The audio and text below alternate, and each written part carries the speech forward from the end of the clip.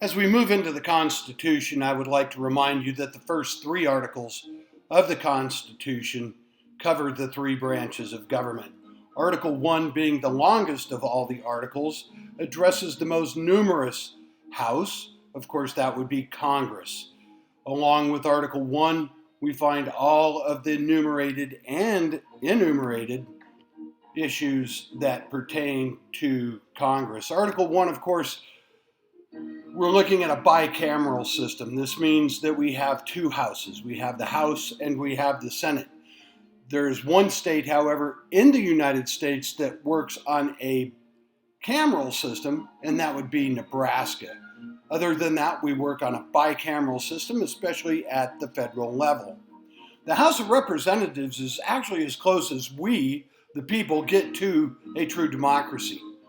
As most representatives in the House represent approximately 70,000 constituents back home, we actually get the opportunity to see them on the campaign trail, come visit us at schools, and hold things like town hall meetings to where we can actually go and address some of our issues to our elected officials.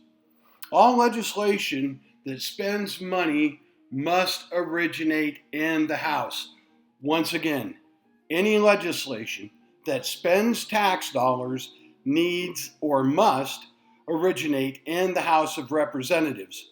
The House Ways and Means Committee is truly one of the most powerful committees in Congress. And of course, the process for legislation to become law is not as simple as one might think, because once it's submitted and it's given a number, it goes into subcommittees where it's marked up. If it passes that test, it may go to a full committee prior to it going to the floor of the House for a vote. Along those lines, legislation can die at any point.